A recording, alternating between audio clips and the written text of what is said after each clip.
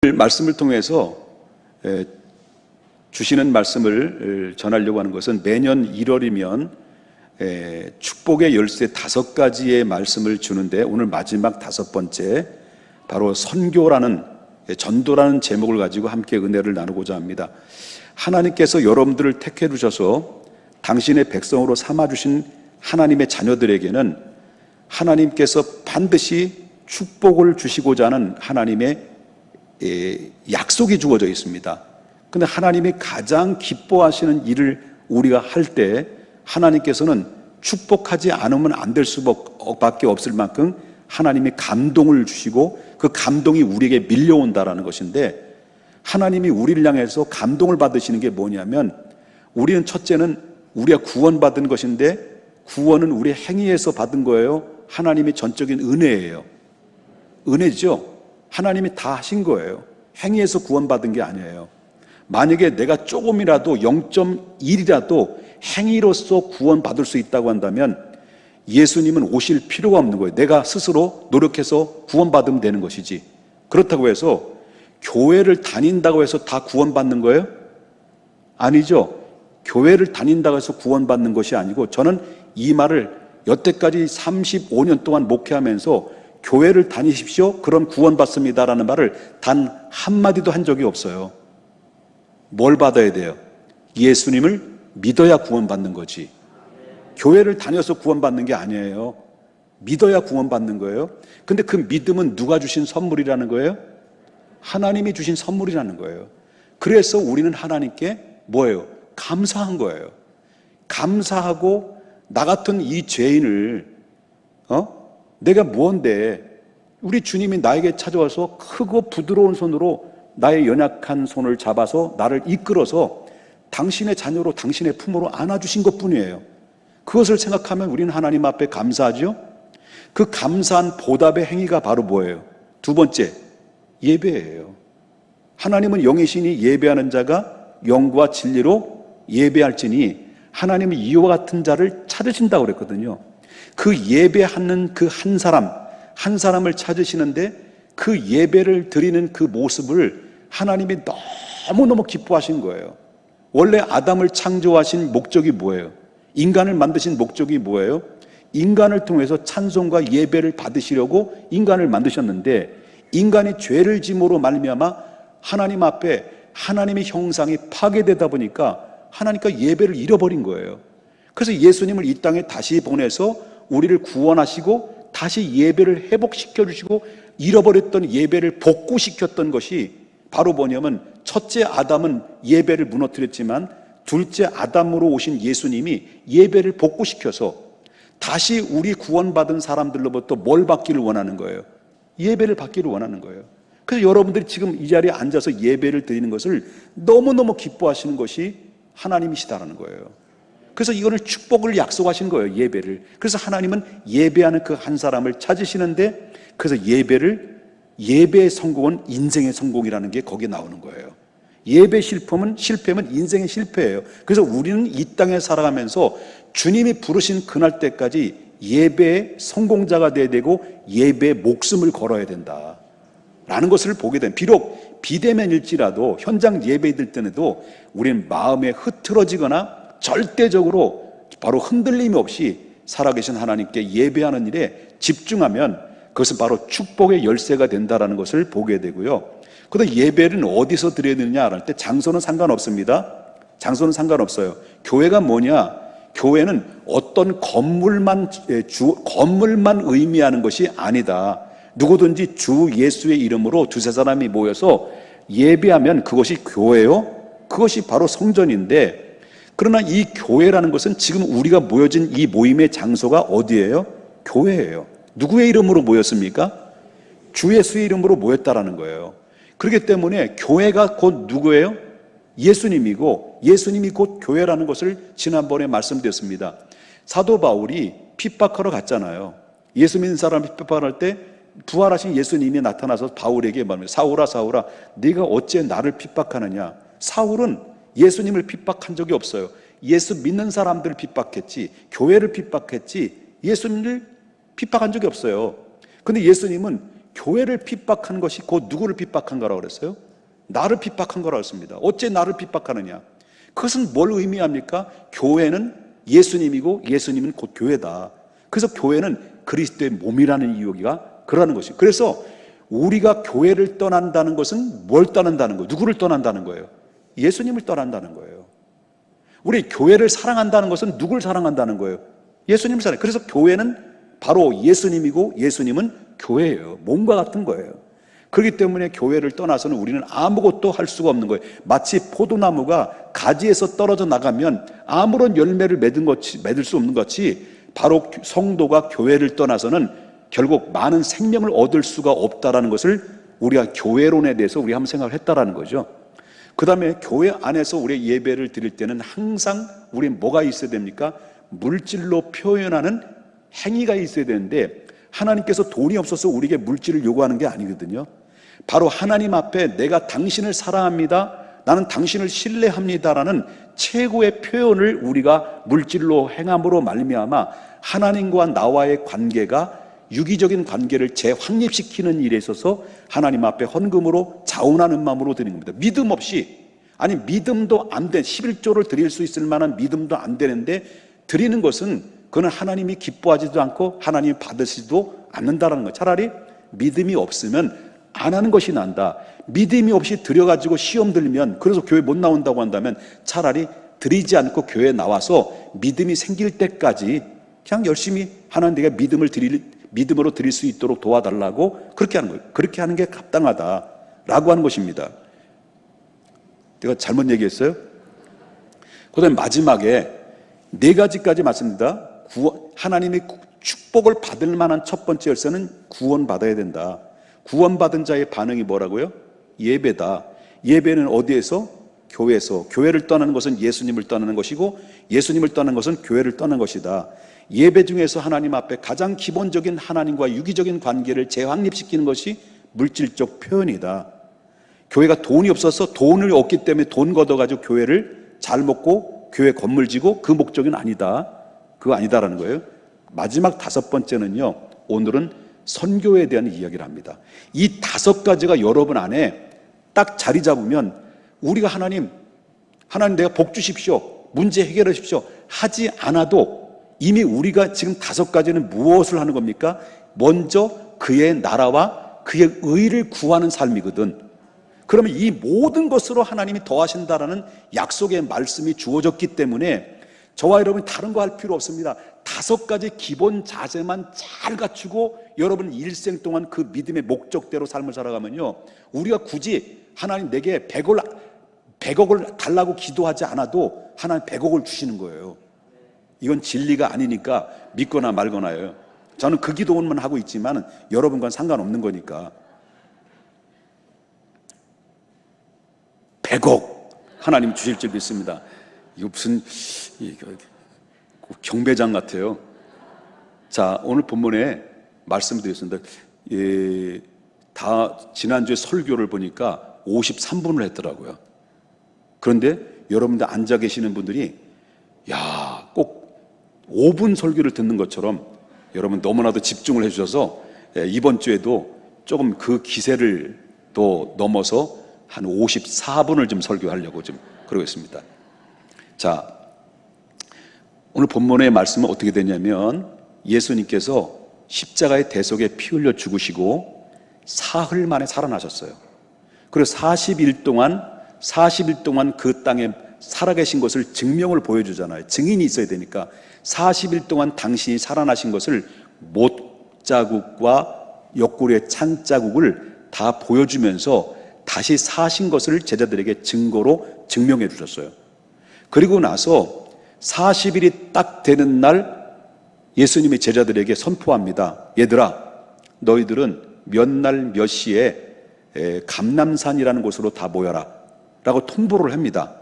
그래가지고 통보한 약속된 장소에 가보니까 예수님이 부활하신 예수님이 감람산에 도착을 하셨고 이미 제자들과 그 약속의 말씀을 들었던 제자들이 한꺼번에 쭈르르 몰려왔는데 그 감람산에 남자들만 500명 정도, 남자들만 500명 정도의 제자들이 거기에 모여진 거죠. 거기에는 여자들도 있었을 겁니다. 그런데 500여 명의 형제들이 감람산에 집합을 한 거예요. 그리고 예수님께서 감람산에서 마지막 승천하시기 전에 지상 명령을 내려요. 이것은 유언의 말씀이에요. 하나님 나라에 올라가시기 전에 유언의 말씀을 남기는데, 그 유언의 말씀을 남기는 이 말씀이 바로 오늘 저와 여러분이 함께 읽었던 본문의 말씀이라는 겁니다. 그 본문의 말씀 중에서 핵심적인 말씀이 뭐냐면 4절에 나오는 말씀인데, 사도들에게 예수님께서 이렇게 이야기합니다. 사도들이 함께 모였어요. 몇 명이라고 그랬죠? 500여 명 형제들이 모였어요.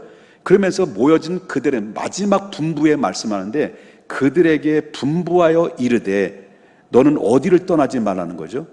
너희들은 예루살렘을 떠나지 말고 여태까지 내가 3년 동안 너희들에게 전해졌던, 내게 들려줬던 말대로 바로 아버지께서 약속하신 것을 기다려라. 이것은 뭘 의미하냐면, 너희가, 나는 하나님 앞에 올라가지만 내가 올라간과 즉시 너희들은 예루살렘에 들어가라. 그리고 약속된 지정된 장소에서 기다리는데, 내가 전에 약속했던, 아버지께서 약속하셨던 그것을 기다리라는 그 하나님의 오다가 떨어졌습니다. 외국말을 사용해서 미안합니다. 이게 오다가 떨어졌어요. 그래서 그 오다가 떨어졌는데, 이런 질문을 하는 예수님의 제자들의 나이는 그때 당시 질문을 했던 여태가 3년 동안 따라다녔던 예수님 제자들이잖아요. 그때 나이가 어느 정도 됐을까요? 베드로는 약 30 정도로 봤어요. 근데 예수님이 그때 당 3년 동안 같이 따라다녔던 야고보, 요한 이런 사람들은 대부분의 10대 후반부터 20대 초반들이었어요. 그리고 얼마나 혈기왕성합니까? 얼마나 힘이 있습니까? 그런데 이렇게 질문하는 이 예수님의 제자들이 20대 초반의 젊은이들인데, 여러분 우리나라에 보게 되면, 그때 당시 정서를 보게 되면, 이제 우리나라의 이해를 차원에서 말씀드리자면, 옛날에 우리가 1948년 이전에 일제 강점기에 있었잖아요. 그죠? 우리 권사님 그렇잖아요. 일제 시대. 권사님 일본 이름이 창씨개명 하셨나요? 와타시 노치와 찌찌또 아니 또 이모토노 고닌 가족고 데스. 하이 소 데스. 만능이 시다 아리가토 고자이마스다. 일본 개명이 돼 있어요. 36년 동안 일제 강점기 안에서 우리는 억압받고 살았던 거죠. 여러분, 젊은이들이, 이렇게 새파랗게 젊은이들이 꿈이 없는 거예요. 꿈. 아무리 노력하고 아무리 힘써도 봐요. 꿈이 없는 거예요. 일본에 짓밟힘돼서 내가 살아갈 방법이 보이지 않고 우리 젊은이들이 숨이 턱턱 막힌 거예요. 이런 가운데 있을 때 결국은 참다 가슴이 답답하고 턱턱 막히는 이 현실에서 어떻게 할 수 없으니까 이 젊은이들이 가정마다 바깥 길거리에 뛰쳐나온 거예요. 뛰쳐나와서 태극기를 들고 대한독립 만세를 외쳤을 때, 그때 내가 존경하는 누나가 있었어요. 그 사람이 누굴까요? 유관순 누나가 그때 등장된 거죠. 그래서 길거리에 나와서 대한독립 만세하면서, 그러면서 길거리에 총을 쏴대고요, 따다다다다 쏴다보면 그 젊은이들이 그냥 갈기면 그대로 쓰러지는데도 불구하고 그래도 대한독립 만세를 외치면서 총과 칼 앞에 쓰러져 가면서도 그들이 외쳤던 것이 뭐예요? 저들이 갈망하는 것이 뭐예요? 자유와 해방이에요. 우리의 조상들이, 우리 믿음의 조상들이 이렇게 대한독립 만세, 이 해방을 위해서 외쳐댔던 그 상황을 우리 역사 속에서 우리 모든 젊은이들은 우리는 꼭 기억해 줘야 된다는 거예요. 그분들이 있었기 때문에 오늘날 이 자리가 편안하고 세계 경제 강국을 이룰 수 있는 축복의 나라가 됐다는 것은 우리 후대들은 절대 민족의 의식 속에서 이것은 사라져서는 안 된다는 것이죠. 이런 얘기하면 시간만 끄는데, 그런데 그 아픈 역사, 우리나라뿐만 아니겠죠. 아픈 역사는 우리나라뿐만 아니라 오늘 본문에 소개하고 있는 그때 당시에 예수님이 감람산에 모여라 했을 때 그때 시대는 어떤 시대냐고 말한다면, 바로 이스라엘 백성들도 조차도 로마의 정치 아래, 로마의 식민지 아래 이스라엘은 거기에서 살아왔던 것이죠. 우리나라 일제시대처럼. 그래, 일제시대처럼 그런 가운데서 나라는 짓밟혀 있고 자유는 묵사발이 죄송합니다.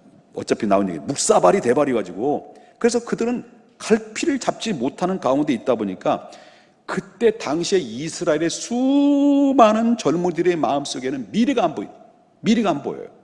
그런 분노가 가득 차다 보니까 그들은 하루하루 그들이 기다리고 있는 것은 바로 뭐냐면 하루속히 민족을 구원할 메시아가 빨리 왔으면 좋겠다.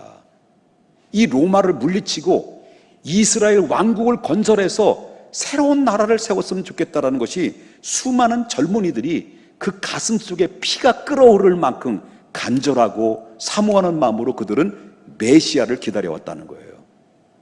그런데 바로 절명하게 누가 오신 거예요? 예수님이 오신 거예요. 정말 예수님이 오셔가지고 거기에다가 예수님께서는 많은 죽을 자를 살리고 안진뱅이를 일으키고 귀신을 내쫓고 한 번 말씀을 선포할 때마다 수많은 사람들이 그 심령에 폐부를 찌르고 감동과 감화를 얻고, 그러니까 많은 사람들이, 백성들이 모든 시선이 누구에게 집중됐냐면 예수님께 집중이 되면서 이분이 혹시 우리를 구원할, 이 민족을 구원할, 민족을 해방을 시킬 만한 구원의 메시아가 아니냐라고 기대감을 가지고 있다가 예수님이 그들의 원하는 대로 예루살렘은 입성했지만 독립을 선포하고 로마를 물리치거나 그런 것이 아니라 오히려 침묵만 지키고 있다가 배신감에 의해서 십자가에 내어주는 그런 가운데서 예수님은 십자가에 못 박혀 죽게 된 거죠. 죽은 자 가운데서 예수님 다시 살아나신 거예요. 근데 예수님이 살아나셔서 부활하셔서 예수님 앞에 서게 됐는데 거기에다가 부활하신 예수님이 죽은 줄만 알았던 제자들이 딱 나타나셔가지고 부활하신 주님이 나타나셔서 손과 옆구리 못자국을 만져보면서 바로 보여주면서 부활의 증인으로 보여줬습니다. 그리고 너희들의 평강이 있을지어다. 그리고 마지막에 승천하시기 직전에 제자들을 불러왔으니 어땠습니까? 이 독립선언을 그들의 젊은이들은 어디서 하는 줄 알았을까요? 감람산에서. 독립선언을 감람산에서 하는 줄 알고 제자들은 500여 명이 떼거지로 몰려와가지고 바로 그들은 기대감을 가지고 주님 앞에 찾아온 거라는 것을 보게 된다라고 하는 것이죠. 그런데 거기에서 지상 명령까지 내려요. 그래서 뭐라고 그랬습니까? 사도들이 모여서 본보이르되 4절 보니까 예루살렘을 떠나지 마라. 아버지께 약속하신 것을 뭘 기다리라고 그러죠? 기다려라. 이런 말씀을 하니까 이 말씀을 듣고 나니까 제자들의 마음속에 뭐예요? 그들에게 뭐라고 말하냐면 보십시다. 6절을 보겠습니다. 6절 제자들이 그 말씀을 듣고 제자들이 뭐라고 얘기해요? 모여서 예수께 여쭈어 이르되 주께서 이스라엘 나라를 회복하심이 이때입니까? 라고 질문을 던졌죠. 제자들이. 그러면 이스라엘 나라가 회복됨이 이때입니까? 라고 질문하는 질문의 의미는 뭘까요? 회복할 나라. 다시 말한다면 제자들 마음속에는 오직 회복할 나라를 갈망하면서 그 안에 가득했던 것이었다는 것을 보고, 그들의 관심이 뭐냐면 예수님이 오신 목적은 인류를 구원하러 오신 건데, 인류를 구원하신 것으로 온 거예요. 예수님 오신 것은. 근데 제자들은 예수님 오신 것을 뭘로 아는 거예요? 자기 민족을 구원할 자로 오신 걸로 그들은 착각을 했다는 거예요. 그래서 바로 그들이 한 이야기가 뭐냐면 이스라엘 전 인류의 회복이 이때입니까? 라고 질문하면 제자들이 예수님 오신 목적을 분명히 아는 건데, 근데 자기들은 전 인류가 아니라 이야기한 게 뭐예요? 이스라엘, 우리 민족을 해방할 때가 바로 이때입니까? 라고 예루살렘, 이 소위 말한다면 감람산에서 지금 선포하는 겁니까? 독립을 선포하는 겁니까?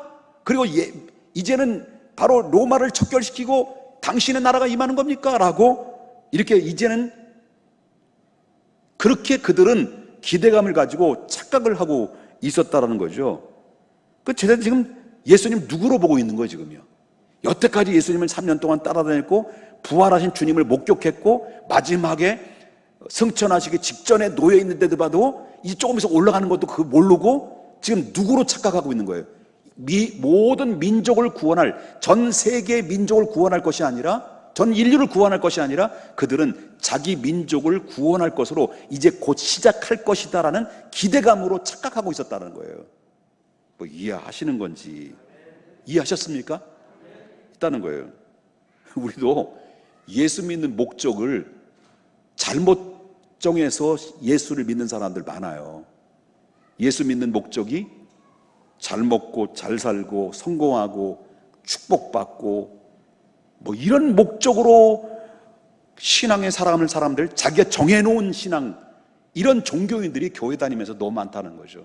이게 바로 제자들이 그거예요. 잘못하는 거예요. 그 제자들이 지금까지 예수님을 그렇게 본 거죠. 인류를 구원할 메시아로 본 것이 아니라 바로 자기 민족을, 자기 민족만 구원할 메시아로 그렇게 봤다는 거예요. 착각했다는 거죠. 그래서 유대인의 왕으로 오시면 자기들은 뭐가 됩니까? 어느 정도냐면 당신이 유대인이 왕이 되면 제자들이 우리는 어떤 사람이 될까요? 라고 하는 거예요. 당신이, 예를 들면 당신이 이스라엘 대통령이 되면 우리가 3년 동안 따라다녔는데 예수님의 제자인데 그 예수님이 나를 사랑하는 제자인데 우리는 어떤 위치에 올려질까요? 라고 그들은 기대를 가졌던 거예요. 민족의 해방도 기대지만 그들의 야망은 예수님이 왕 되면 자기들은 어떤 자리에 위치에 올라갈 것인가. 자, 보십시다. 어느 정도니 예수님의 제자 중에서 야고보와 요한이 있어요. 예수님이 사랑했던 자들이거든요. 그들이 하는 얘기가, 자, 마가복음 10장 37절 예수님의 짤렁짤렁 찾아와가지고 여쭈는 거예요. 주의 영광 중에서, 주의 영광이 뭐예요? 바로 이스라엘의 유대 왕이 된다면, 이 민족을 해방해서 당신이 왕이 된다면 우리를, 하나는 어디로? 주의 우편에, 하나는 어디로? 주의 좌편에 앉게 하소서. 누가 청탁하는 거예요? 예수님의 제자 중에서 야고보와 요한이 바로 당신의 나라가 임하고 이스라엘 민족이 해방되면 당신이 왕이 될 거 아닙니까? 우린 3년 동안 주님을 따라다녔습니까? 이것 때문에 바로 이 정치를 위해서 내가 3년 동안 따라다녔는데 왕이 되면 우리를 한쪽에는 우편, 한쪽에는 좌측으로 앉게 해달라고, 이게 뭐예요? 청탁을 한 거예요. 미리 청탁을. 이 정도였다는 거예요. 제자들이. 하다못해 예수님이 그 청탁을 들어주지 않으니까 그 두 아들이 쫄랑쫄랑 집으로 가가지고 누구한테 꼬발려요. 아니, 내가 왜 이래? 누구한테 꼬발려요? 엄마한테 찾아가서, 엄마, 우리가 하는, 우리 선으로는 안 될 것 같아. 엄마가 좀 나서주면 좋겠어. 그래? 알았어. 그래가지고 치마를 펄럭이면서 누구한테 찾아와요? 이 야고보와 요한의 어머니가 예수님한테 찾아왔어요. 그러면서 여기 보세요. 여기 뭐라고 하냐면 마태복음 20장 21절. 아들들이 안 되니까 엄마가 청탁을 해. 이제 예수님 찾아와서 뭐라고 찾아옵니까? 안녕하십니까 할 때 예수님께서 뭐라면 말해라. 예? 한 뭘 원하는지 네가 말해봐라 라고 하는 거죠. 예수님 모르겠습니까? 알죠. 그러면서 21절에 무엇을 원하느냐 이르되 나의 두 아들을, 이 두 아들을 뭐예요? 주의 나라에서 하나는 어디로? 주의 우편에, 하나는 어디로? 주의 좌편에 앉게 하도록 명하소서. 지금 이미 되지도 않았는데 이미 미리 청탁을 해가지고 이미 아예 명령을 내려줬죠. 이렇게 했다는 거예요. 이렇게 했다는 거예요. 그래, 이래서 인류의 역사상 치맛바람의 최초의 원조가 사도 요한의 야고보와 요한의 어머니가 시작된 거죠. 청탁이. 그러니 이런 분위기를 볼 때 이 제자들의 입에서 이스라엘의 회복이 이때입니까? 이제 혁명이 일어나는 거 아닙니까? 라고 질문하는 것은 지극히 당연한 것이었다. 그때 분위기로 볼 때는. 그들은 예수님의 제자들이 예수님을 통해서 곧 독립할 것이다. 이제 우리나라가 임하게 될 것이다. 라고 그들은 이미 마음속에 굳혀 있는 거예요. 착각한 거예요. 이제 확신 속에 있었던 거죠. 그만큼 제자들의 마음속에는 오직 회복할 나라 갈망하는 마음이 가득하게 채워져 있었다는 것을 이 상황을 보면 충분히 이해가 된다는 겁니다. 그런데 말이죠. 그런데 예수님께서 이 질문에 대해서 그들의 관심사에 대해서 무엇하고 한 방 딱 날려버립니까? 쐐기를 박아버려요. 그들의 착각을 완전히 자꾸 묵사버려. 어차피 나온 거 어떻게 할 수 없습니까? 오늘 무가 안 주나요? 그들의 말들이, 그들의 요구를 이때입니까? 이제 시작이 됐습니까? 막 기대 부푼 자들을 묵사발을 만들어버려요, 예수님이. 그러면서 예수님께서 그들에게 아주 신랄하게 단칼에 그들의 요구를 거절하는데, 그 거절하는 내용이 7절에서 나오는 거죠. 7절에 뭐라고 얘기합니까? 때와 시기는, 그때와 시기는 뭐예요? 너희들이 원하는 때, 너희들이 독립하는 때, 그 시기는 누구의 권한이 있다는 거예요? 하늘에 계신 하나님 아버지의 권한이 두셨으니 너희는 알 바가 아니다. 다시 말한다면 시와 때는 누구의 권한이라고요? 아버지의 권한이다. 구체적으로 말하면 로마의 제국이 언제 망했는지, 유대인의 독립이 언제 될는지 너희들이 예민하게 생각하고 있는 것은 바로 뭐냐면 이 이스라엘 왕국이 언제 다시 회복되고 해방되는지, 여기에서는 하나님만이 아시는 것이기 때문에 너희들은 알 바가 없다. 알 필요도 없다. 너희들이 할 일이 따로 있다. 그 대신 너희들이 그것이 아니라 너희들이 할 일이 따로 있다. 따로 있는 게 뭐냐라고 할 때, 그때 비로소 예수님이 그들의 생각을 완전히 밀어내고 그 생각을 바꾸는 작업에서 예수님이 그때부터 제자들에게 강력한 명령을, 새로운 그런 명령을 내리죠. 그것이 바로 1장 8절이죠. 너희들 신경 쓰지 마라. 그 대신 잘 들어. 이제부터 너희들은 그게 문제가 아니야. 그러면서 그들에게 하신 말씀이 1장 8절 다 같이 큰 목소리로 읽겠습니다. 시작. 오직 성령이 너희에게 임하시면 너희 권능을 받고 예루살렘과 유대와 사마리아와 땅끝까지 이르러 내 증인이 되리라 하시니라. 이 말이 뭡니까? 너 그동안 그딴 거 신경 쓰지 마라. 내가 너희들을 부르고 너희들을 보내는 목적이 뭐냐면 너희들이 성령 받고 능력 받아서 내 증인이 되는 거다. 다시 말한다면 영혼 살리는 것이다. 이 민족을 살리고 또 이 민족에서 저 민족으로 살리고 마지막 땅끝까지 이르러 잃어버린 양들을 샅샅이 뒤져서 저들을 색출해서 구원하는 것이 너희들을 부르신 목적이고 너희들을 보낸 목적이지, 이 나라 이 땅에 모든 독립이고 이스라엘 로마를 물리치고 이스라엘 유대 나라를 다시 회복시키고 해방시키는 것이 주된 목적이 아니고 내가 온 목적이 아니다. 내가 너를 부른 목적도 아니다. 너희들은 오직 성령 받고 그리고 이 땅을 위시에서 땅끝까지 이르러 샅샅이 구석구석마다 뒤지면서 구원받기로 작정된 자를 구원하기 위해서 너희들 부름받은 것이지 절대 민족을 위해서 구원하러 온 것은 아니다. 이해되셨습니까? 그 얘기를 한 거예요. 예수님의 제자들은 여태까지 그 말씀하셨던 의미 속에서는 몰랐던 거예요. 예수님이 왜 이렇게 말씀하시는지 몰랐던 거예요. 몰랐는데 로마의 그저 단순히 제국의 지배 아래서 식민에서 해방시켜줄 지상 정치적 메시아로 예수님이 제자들은 그렇게 알고 3년 동안 쫄쫄쫄 따라다녔다는 거예요. 그러니 제가 목회를 35년 동안 했어도 10년을 다녀도 20년을 다녀도 말씀을 성경만 얘기했는데도 불구하고 소 귀에 경을 읽은 것처럼 알아듣지 못했다가 나가서 엉뚱한 얘기는 하고 답답한 일들이 얼마나 많이 있습니까? 예수님께서 제자들 3년 동안 대드면서 제자들이 말씀을 가르칠 때 얼마나 답답했을까요? 예수님의 마음을 조금이라도 내가 이해될 것 같아요. 그렇게 말씀을 강단에서 설교했는데도 불구하고 못 알아듣는 거예요. 이해를 못 하는 거예요. 엉뚱한 소리를 하고 다니고요. 참 답답한 일들이 많이 있죠. 예수님이 그거예요. 제자들이 답답한 거예요. 제자들이 언제 정치적인 메시아에 영적인 메시아 눈을 떴습니까? 정치적인 메시아에서 영적인 메시아로 눈을 뜨게 된 것은 언제였느냐? 결국 예수님께서 너희가 몇 날이 못 돼요. 성령 받아라. 성령이 임하시면 권능을 받고 권능이 임하시면 너의 예루살렘과 유대와 사마리아와 땅끝까지 이르러 내 증인 되리라는 이 말씀이 선포되고, 그리고 나서 예수님은 제자들이 보는 가운데서 그냥 갑자기 구름 속으로 끌려 올라가서 하나님 우편에 올라가신 거예요.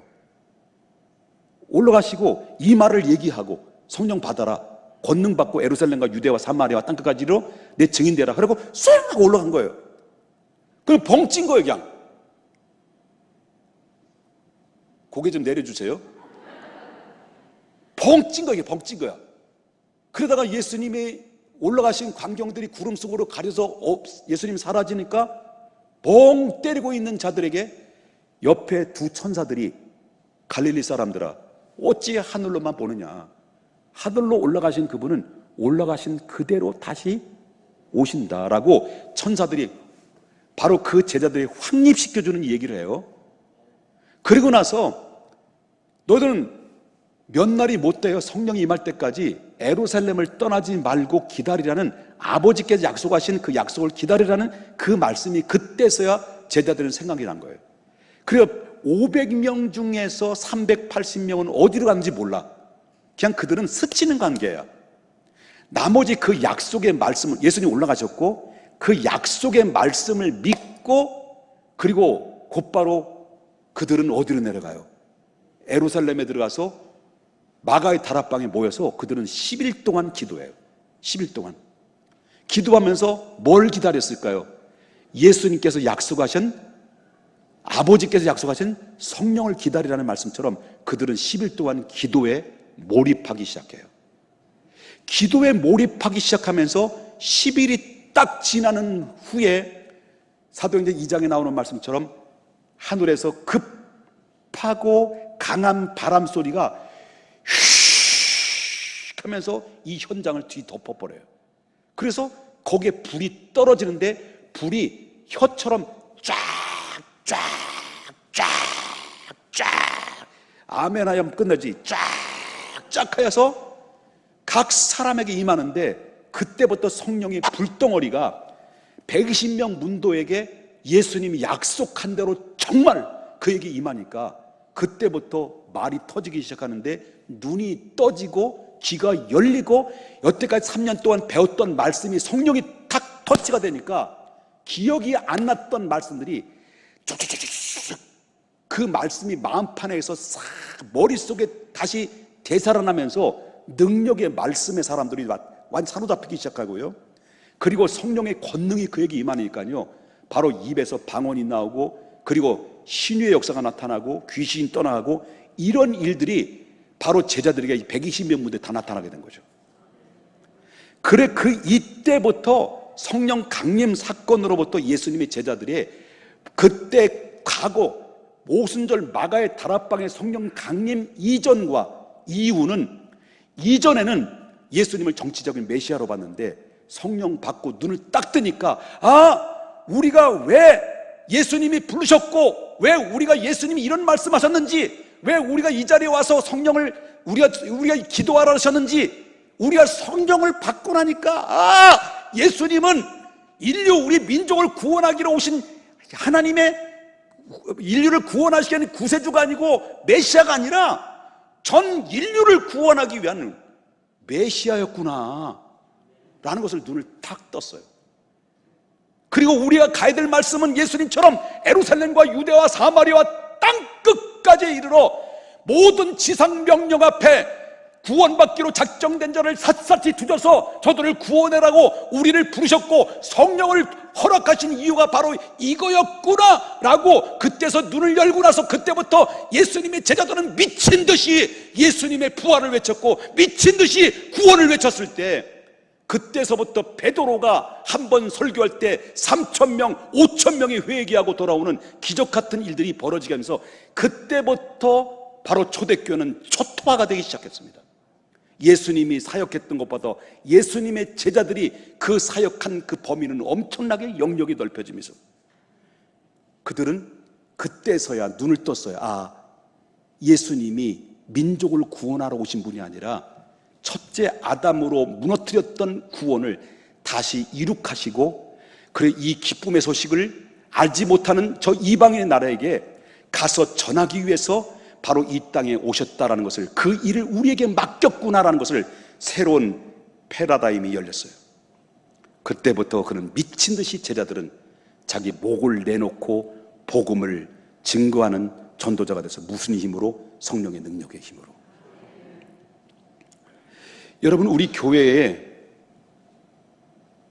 존재 이유와 목적이 뭘까요? 왜 하나님께서 우리 사랑하는 평택중앙교회를 세워주셨을까요? 존재 이유의 목적이 뭘까요? 그냥 우리끼리 잘 믿고 복받아서 우리 집사님 반가워 서로 교제 코이노니아를 누리면서 살기 위해서 여러분들 부른 걸까요? 아니에요. 우리끼리 모여지면 하나님 흩으셔요. 초대교회 보세요. 흩트러 버렸어요. 마찬가지로 교회 존재 이유의 목적은 단 한 가지, 두말할 것도 없어요. 영혼 살리는 거예요. 교회가 해야 될 일이 뭐예요? 영혼 살리는 거예요. 이게 존재 이유예요. 여러분 살아가는 삶의 목적이 뭘까요? 영혼 살리는 거예요. 그보다 귀한 것이 어떻습니까? 하나님이 가장 기뻐하는 일이 뭘까요? 영혼 살리는 거예요. 하나님이 우리를 살리기 위해서 예수님을 약속하셨고, 우리를 살리기 위해서 예수님을 보내셨고, 우리를 살리기 위해서 예수님은 하나님의 뜻에 순종하셨고, 그리고 우리를 위해서 대속에 피 흘려 죽으셨고, 그리고 우리를 구원받은 백성이 됐습니다. 이와 마찬가지로 하나님의 최고의 한 소원이 뭘까? 잃어버린 자를 찾아서 구원하는 것인데, 교회를 세운 목적이 그 일을 하라고 한 건데, 교회가 전도와 선교의 사명을 잃어버리면 교회가 더 이상 아니다라는 것을 이야기하고 있는 거예요. 그러나 제자들의 방향성은 그때 당시 예수님의 방향성과 달랐어요. 제자들의 야망은 예수님을 통해서 이스라엘을 로마로부터 해방되는 것이지만, 예수님의 비전은 전 인류를 마귀로부터 해방하여 구원하려는 것이 예수님의 비전이었습니다. 그러기 위해서는 먼저 뭘 받으라는 거예요? 성령 받으라. 성령 받아야 권능을 받고, 권능을 받아야 내 속에 있는 예루살렘과 온 유대와 그리고 사마리아와 그리고 땅 끝까지 이르러 바로 내 증인이 된다라는 거예요. 성령의 권능은 어디로 가라는 겁니까? 성령의 권능을 받고 어디로 가라는 겁니까? 예루살렘입니까? 땅끝입니까? 그래요. 땅끝이에요. 마치 호수가 돌을 통 떨어졌어요. 퐁당했단 말이에요. 퐁당 떨어진 그 자리부터 파장이 이렇게 되는데, 파장이 점점 확산이 되잖아요. 이게 바로 예루살렘의 성령의 역사 속에서 복음이 전파되면서 지금 전 세계 땅끝까지 선교사들이 파송이 돼서 복음을 전해와 있었다라고 하는 것입니다. 그렇기 때문에 내 중심에서 내 가족과 내 친척과 내 이웃과 내 사정권 안에 있는 그들에게 가라는 것입니다. 믿기로 작정된 자들은 위에서 가서 저들에게 알리라는 것입니다. 이것이 예수님의 방향성이고, 이것이 제자들의 부르신 목적이고, 우리의 교회가 해야 될 유일한 목적과 의미라는 것을 잊어서는 안 된다는 겁니다. 그러므로 국내 선교든 해외 선교든 선교와 전도는 하나님의 어명이라고 하는 거예요. 그래서 사도 바울은 이렇게 얘기했어요. 사도 바울은 뭐라고 말하냐면, 고린도전서 9장 16절에 이렇게 얘기했습니다. 한번 다 같이 한번 읽어보겠습니다. 큰 목소리 읽어보겠습니다. 시작. 내가 복음을 전할지라도 자랑할 것이 없으면 내가 부득불 할리라. 여기까지. 자, 여기까지요. 내가 복음을 전할지라도 자랑할 것이 없으면 내가 뭐하기입니까? 부득불 할 일입니다. 여기 사도 바울이 부득불이라는 말이 나와요. 이 부득불이라는 원어의 헬라어의 원문을 보게 되면 아난케라는 입니다. 아난케라는 이 얘기는 안 하면 안 되는, 강력한, 강제, 이런 의미가 담겨져 있어요. 그것은 무슨 말이냐면, 우리나라에 20대 젊은 나이를 가지면 우리가 내가 원하든 원치 않든 간에 어디로 가야 돼요? 의무적으로, 강제로 가야 돼요. 예? 어디? 국방의 의무를 감당해서 20대이 되면, 20살이 넘으면 그때 군대 가야 돼요. 이거는 안 가면, 만약에 안 가면 버티면 어디로 가요? 남한산성 가는 거예요. 그러니까 이 아난케라는 의미는, 이 전도는 해도 되고 안 해도 되는 것이 아니라 반드시 필수적으로 해야만이 되는 강력한 교회를 향해서 주신 어명, 이게 어명이라는 거예요. 어명이라는 거예요. 그리고 두 번째, 아난케라는 것은 필수란 뜻, 필수. 이 필수는 바로 여러분 대학에 다 다녀봐 알겠습니다만은 대학에 보면 전공 과목이 있고 뭐가 있어요? 선택 과목이 있어요. 여러분 선택 과목만 다 듣고 전공 과목을 못 들으면 죽었다 깨어나도 졸업이 돼 안 돼요. 졸업 못 돼요. 뭘 다 해야 돼요? 이수를 해야 돼요. 전공 과목을 이수해야 돼요. 전공 과목이에요. 마찬가지로 전도와 선교는요 다 전공 과목이에요. 이건 필수예요. 그래서 하나님의 어명. 그래서 여러분 사극에 보게 되면 그런 거 있잖아요. 이 사약을 받을 때도 딱 관복을 입고 그 왕이 있는 자리를 바라면서 당신은 어명을 받으시오. 사약입니다. 그러면 사명을 한 발 탁 맞고 성문이 만극하나이다 딱 하고 죽잖아요. 어명이기 때문에. 그런 의미에서 전도는 어명이요 그러면 여러분들은 성은이 만극하나이다. 부끄러워서 안 될 것 같아. 내가 부끄러워서 안 될 것 같아. 여러분 우리 평택중앙교회와 한국교회를 세운 교회의 이유와 목적을 우리 아셔야 됩니다. 우린 교회를 넘어서 땅끝까지 가서 하나님의 복음을 전해야 될 부름받은 교회라는 것을 잊어서는 안 됩니다.